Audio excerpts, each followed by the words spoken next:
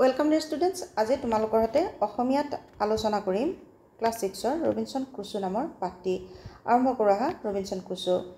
Look at the picture of the cover page of a book and read what is written on it. Look at the picture of the cover page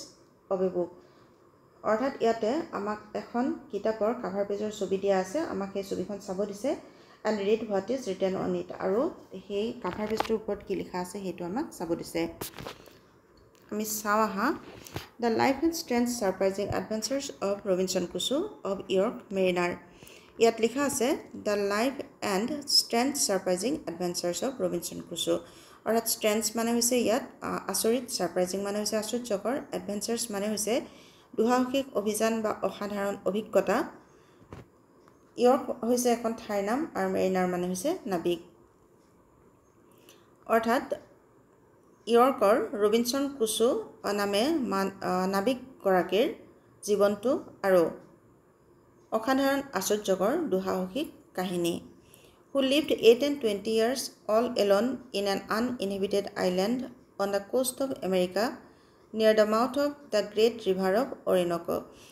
Who lived 8 and 20 years যিয়ে নেকি 28 বছৰ বাস কৰিছিল all alone অকলহৰে in an uninhabited island. এটা uninhabited মানে হৈছে নিৰ্জন আৰু island মানে হৈছে দ্বীপ. যিয়ে নেকি এটা নিৰ্জন দ্বীপত অকলহৰে 28 বছৰ বাস কৰিছিল on the coast of America আৰু যিটো দ্বীপ নেকি আমেৰিকাৰ উপকূলত আছিল near the mouth of the great river of Orinoco আৰু যিটো নেকি অৰিনকো নামৰ নদীখনৰ মোহনাত অৱস্থিত আছিল. Having been cast on shore by shipwreck মানে হৈছে জাহাজৰ ভগাচিগা অংশ, যাক নেকি জাহাজৰ ভগাচিগা অংশই সাগৰৰ পাৰলৈ লৈ গৈছিল. Wherein all the men perished but himself. Wherein all the men perished মানে হৈছে নষ্ট হোৱা, ধ্বংস হোৱা বা মৃত্যুমুখত পৰা, য'ত নেকি সকলো মানুহৰ মৃত্যু হৈছিল আৰু একমাত্ৰ তেওঁ নিজে বাচিছিল. With an account how he was at last as strangely delivered by pirates. আৰু ইয়াত এটা বৰ্ণনা আছে যে তেওঁ পাইৰেটছ মানে হৈছে জলদস্যু, তেওঁ সেই নিৰ্জন দ্বীপটোত বাস কৰা অৱস্থাত তেওঁ জলদস্যুৰ কবলত পৰিছিল আৰু সেই বিষয়েও ইয়াত এটা টোকা বা ইয়াত এটা লিখনি আছে. এতিয়া তোমালোকে নিশ্চয় কাভাৰ পেজটোত কি লিখা আছে ধৰিব পাৰিছা যে ইয়ৰ্ক নামৰ ঠাইখনৰ এগৰাকী নাবিক ৰবিনসন ক্ৰুছো, তেওঁৰ জীৱন আৰু আচৰিত আশ্চৰ্যকৰ দুঃসাহসিক অভিযান, যিয়ে নেকি 28 বছৰ এটা নিৰ্জন দ্বীপত অকলহৰে বাস কৰিছিল আৰু সেই নিৰ্জন দ্বীপটো আছিল আমেৰিকাৰ উপকূলত আৰু অৰিনকো নামৰ নদীখনৰ মোহনাত. আৰু তেওঁ যিখন জাহাজেৰে যাত্ৰা কৰিছিল সেই জাহাজখন ধ্বংসপ্ৰাপ্ত হৈছিল, সকলো মানুহে মৃত্যুমুখত পৰিছিল আৰু একমাত্ৰ তেওঁ জীৱিত ব্যক্তি আছিল আৰু তেওঁ সেই নিৰ্জন দ্বীপটোত বাস কৰি থকা অৱস্থাত জলদস্যুৰ কবলতো পৰিছিল. Written by himself, London, printed for W. Taylor at the ship. আৰু বাকীখিনি আচলতে অলপ অস্পষ্ট হৈ আছে, গতিকে তোমালোকে নিশ্চয় ধৰিব পাৰিছা এই কাভাৰ পেজটোত কি লিখা আছে. Now say who the book is about and what it is about. এতিয়া তোমালোকে কোৱা এই কিতাপখন কাৰ বিষয়ে আৰু কিহৰ বিষয়ে. Talk to your friend and find out if she has read any such books. এতিয়া তোমাৰ ফ্ৰেণ্ডৰ সৈতে আলোচনা কৰা যে তোমাৰ বন্ধু বা বান্ধৱীয়ে তেনেকুৱা কিতাপ পঢ়িছে নেকি. If yes আৰু যদি পঢ়িছে tell the ক্লাছত কোৱা what books your friend has read. তোমাৰ বন্ধু বা বান্ধৱীয়ে কি কিতাপ পঢ়িছে. Let's read about an adventurer Robinson Crusoe. এতিয়া আমি এগৰাকী দুঃসাহসিক অভিযাত্ৰী বা অভিযানকাৰী ৰবিনসন ক্ৰুছোৰ বিষয়ে এতিয়া আমি পঢ়ো আহা. Let's read what happened to him one day. আৰু এদিনাখন তেওঁৰ কি ঘটিছিল সেই বিষয়ে আমি পঢ়ো আহা. ৰবিনসন ক্ৰুছো was an adventurer. আৰু ৰবিনসন ক্ৰুছো আছিল এগৰাকী দুঃসাহসিক অভিযানকাৰী বা অভিযাত্ৰী. He went on several voyages. তেওঁ কেইবাটাও সাগৰীয় যাত্ৰাত গৈছিল. Voyages মানে হৈছে সাগৰেৰে কৰা যাত্ৰা. Unfortunately আৰু দুৰ্ভাগ্যবশতঃ during one voyage, during মানে হৈছে সময়ত, এটা সাগৰীয় যাত্ৰাৰ সময়ত the ship in which he was voyaging, জাহাজখন য'ত নেকি তেওঁ যাত্ৰা কৰি আছিল was destroyed, সেইখন ধ্বংসপ্ৰাপ্ত হৈছিল. Destroyed মানে হৈছে ধ্বংস হোৱা. লাকিলি ৰবিনসন ক্ৰুছো ৰিচ্ড এন আইলেণ্ড ছেফলি ৰিচ্ড মানে হৈছে উপস্থিত হোৱা আৰু ছেফলি মানে হৈছে নিৰাপদে লাকিলি ৰবিনসন ক্ৰুছো ৰিচ্ড এন আইলেণ্ড ছেফলি আৰু ভাগ্যক্ৰমে ৰবিনসন ক্ৰুছো নিৰাপদে এটা দ্বীপত উপস্থিত হৈছিল হি স্পেণ্ট 28 years there তেওঁ তাত স্পেণ্ট মানে হৈছে কটাইছিল তেওঁ তাত 28 বছৰ কটাইছিল surviving on that island was not less than an adventure for him surviving মানে হৈছে বাছি থকা বা জীয়াই থকা সাৰ্ভাইভিং অন দ্যাট আইলেণ্ড সেই দ্বীপটোত জীয়াই থকাটো বা বাছি থকাটো was not less than an adventure for him তেওঁৰ বাবে এটা দুঃসাহসিক অভিযানতকৈ কম নাছিল his days were eventful তেওঁৰ দিনবোৰ আছিল ঘটনাবহুল eventful মানে হৈছে ঘটনাবহুল he kept a journal তেওঁ এখন টুকাবহী ৰাখিছিল and carefully noted down আৰু সাৱধানতাৰে লিখি ৰাখিছিল noted down মানে হৈছে লিখি ৰখা almost everything প্ৰায় সকলোবোৰ কথা he did an experience there যিবোৰ তেওঁ তাত কৰিছিল আৰু যিবোৰ তেওঁৰ অভিজ্ঞতা হৈছিল he kept a journal তেওঁ এখন টুকাবহী ৰাখিছিল and carefully noted down আৰু সাৱধানতাৰে লিখি ৰাখিছিল almost everything he did an experience there প্ৰায় সকলোবোৰ যিবোৰ নেকি তেওঁ তাতে কৰিছিল আৰু তেওঁৰ তাতে অভিজ্ঞতা হৈছিল Here is an account ইয়াত এটা বৰ্ণনা আছে of the events ঘটনাবোৰৰ of one day from his journal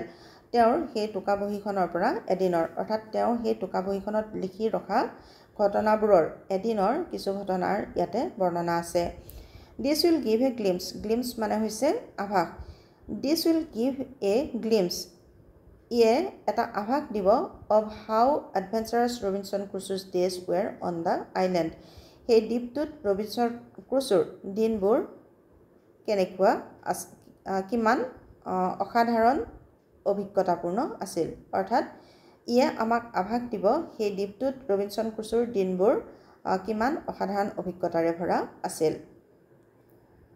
I was at the entrance into my cave entrance মানে হৈছে প্ৰৱেশ পথ I was at the entrance into my cave মই মোৰ গুহাটোৰ দুৱাৰমুখ বা প্ৰৱেশ পথত আছিলোঁ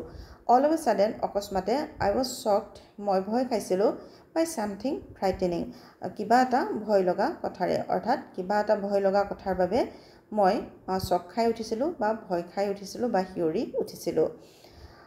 I looked around মই চৌপাশে চাইছিলোঁ and saw pieces of earth from the roof the cave and the edge of the hill coming towards me আৰু I looked around মই চৌপাশে চাইছিলোঁ আৰু দেখিছিলোঁ মাটিৰ টুকুৰাবোৰ ছালৰ পৰা গুহাটোৰ আৰু পাহাৰৰ কাষৰ পৰা মোৰ ফালে আহি আছে I was very scared মানে হৈছে ভয় খোৱা মই বৰ ভয় খাইছিলোঁ I thought মই ভাবিছিলোঁ I would die মই মৃত্যুমুখত পৰিম if I stayed in the cave যদিহে মই সেই গুহাটোত থাকোঁ any longer বেছি সময় I thought মই ভাবিছিলোঁ I would die মই মৃত্যুমুখত পৰিম if I stayed in the cave any longer মই যদি বেছি সময় আৰু সেই গুহাটোত থাকোঁ I knew মই জানিছিলোঁ I was not safe in the cave মই সেই গুহাটোত নিৰাপদ নাছিলোঁ at that moment সেই মুহূৰ্তত so I ran out of the cave to the open মই সেইভাবে গুহাটোৰ পৰা মুকলিলৈ দৌৰি আহিছিলোঁ as soon as I stepped on the ground আৰু মই মাটিত ভৰি দিয়াৰ লগে লগে I realized মই বুজিছিলোঁ it was a terrible earthquake এইটো আছিল এটা ভয়াবহ ভূমিকম্প terrible মানে হৈছে ভয়াবহ The ground that I was standing on মাটিখিনি য'ত মই থিয় হৈ আছিলোঁ shook terribly ভয়াবহভাৱে জোকাৰণি খাই আছিল I dropped on the ground মই মাটিৰ ওপৰত পৰি ৰৈছিলোঁ on my knees and hands মোৰ আঁঠু আৰু হাতৰ ওপৰত অৰ্থাৎ মই আঁঠু কাঢ়ি হাতৰ ওপৰত ভৰ দি মাটিত পৰি ৰৈছিলোঁ The violent motion of the earth মাটিৰ সেই ভয় লগা কঁপনিত বা গতি বা কঁপনিয়ে made my stomach sick মোক শাৰীৰিকভাৱে অসুস্থ বা অস্থিৰ কৰি তুলিছিল There were 3 major shocks তিনিটা ডাঙৰ জোকাৰণি আছিল at about 8 minutes distance প্ৰায় 8 মিনিটৰ মুৰে মুৰে The earthquake was very powerful ভূমিকম্পটো খুব শক্তিশালী আছিল It could have destroyed ধ্বংস কৰি পেলাব পাৰিলেহেঁতেন বা ধ্বংস কৰিব পাৰিলেহেঁতেন the strongest building on the earth অৰ্থাৎ পৃথিৱী বা মাটিৰ ওপৰত থকা শক্তিশালী বিল্ডিঙকো ধ্বংস কৰি পেলাব পাৰিলেহেঁতেন I heard a deafening sound. Deafening মানে হৈছে very loud অৰ্থাৎ খুব ডাঙৰ শব্দ I heard a deafening sound মই এটা ডাঙৰ শব্দ বা কাণতাল মৰা শব্দ শুনিছিলোঁ It was the sound of a big rock falling into the sea এইটো আছিল এটা ডাঙৰ শিল সাগৰত পৰি যোৱাৰ শব্দ I looked towards the sea মই সাগৰখনৰ ফালে চাইছিলোঁ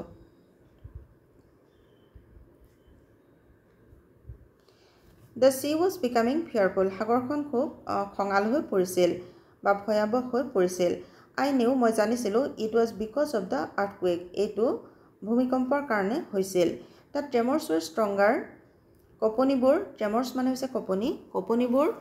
শক্তিশালী আছিল under the sea সাগৰৰ তলত then on the surface উপৰিভাগতকৈ surface মানে হৈছে উপৰিভাগ অৰ্থাৎ তেওঁ কৈছে যে কঁপনিবোৰ সাগৰৰ উপৰিভাগতকৈ সাগৰৰ তলত বেছি শক্তিশালী আছিল The sea appeared angry and violent সাগৰখন খঙাল আৰু হিংসাত্মক হৈ পৰিছিল At the same time একে সময়তে the sky was covered with black clouds আকাশখনো ক'লা মেঘেৰে ঢাক খাই পৰিছিল The wind started to blow বতাহ বলিবলৈ আৰম্ভ কৰিছিল and grew little by little আৰু লাহে লাহে বাঢ়িছিল to become a strong hurricane এটা প্ৰচণ্ড বা শক্তিশালী ঘূৰ্ণীবতাহ হ'বলৈ অৰ্থাৎ লাহে লাহে বতাহ ববলৈ আৰম্ভ কৰিছিল আৰু হি অলপ অলপকৈ বাঢ়ি এটা ডাঙৰ ঘূৰ্ণীবতাহলৈ পৰিণত হৈছিল All of a sudden অকস্মাতে the sea was covered with foam সাগৰখন ফেনে ফুটুকাৰে ভৰি উঠিছিল The shore was overflowed সাগৰৰ পাৰটো পানীৰে ভৰি পৰিছিল and the trees were uprooted মানে হৈছে উভালি পৰা গছবোৰ উভালি পৰিছিল in a horrifying manner এটা ভয় লগা অৱস্থাৰে অৰ্থাৎ ভয় লগা ধৰণে All of a sudden অকস্মাতে the sea was covered with foam সাগৰখন ফেনে ফুটুকাৰে ভৰি উঠিছিল The shore was overflowed সাগৰৰ পাৰটো পানীৰে ভৰিছিল and the trees were uprooted in a horrifying manner আৰু এক ভয় লগা ধৰণে গছবোৰ উভালি পৰিছিল What a fearful sight it was কি যে এক ভয়ংকৰ দৃশ্য আছিল এইটো The storm weakened ধুমুহাটো দুৰ্বল হৈ পৰিছিল after a few hours কেইঘণ্টামান পিছত But that did not bring me any relief relief মানে হৈছে সকাহ bring মানে হৈছে অনা কিন্তু ই কোনো সকাহ অনা নাছিল মোৰ বাবে কোনো সকাহ অনা নাছিল As it started to rain heavily যেহেতু প্ৰচণ্ড বা প্ৰবল বৰষুণ আৰম্ভ হৈছিল I went in মই ভিতৰলৈ গৈছিলোঁ and sat down in my tent আৰু মোৰ তম্বুৰ তলত বহিছিলোঁ It was raining heavier than before আৰু আগতকৈও প্ৰবল বৰষুণ হৈছিল I decided to go to the cave মই সিদ্ধান্ত লৈছিলোঁ গুহাটোলৈ যাবলৈ I sat in the cave cautiously মানে হৈছে সাৱধানে মই সাৱধানে গুহাটোৰ ভিতৰত বহিছিলোঁ There was no more shocks আৰু বেছি জোকাৰণি নাছিল I felt safe মই নিৰাপদ অনুভৱ কৰিছিলোঁ I told myself মই নিজকে কৈছিলোঁ What an adventure I had today কি এক অসাধাৰণ অভিজ্ঞতা আজি মোৰ হৈছিল I must celebrate my survival of the day মই এই দিনটোত বাছি থকাটো উদযাপন কৰা উচিত It was indeed an adventure এইটো নিহন্দেহে প্ৰকৃততে বা আচলতে এটা দুঃসাহসিক বা অসাধাৰণ অভিজ্ঞতা আছিল an adventure of a very different kind এটা অসাধাৰণ অভিজ্ঞতা সম্পূৰ্ণ বেলেগ ধৰণৰ মৰমৰ ছাত্ৰ ছাত্ৰীসকল আমাৰ ভিডিঅটো ইমানতে শেষ হৈছে আশা কৰোঁ তোমালোকে বুজি পাবলৈ সক্ষম হ'বা ধন্যবাদ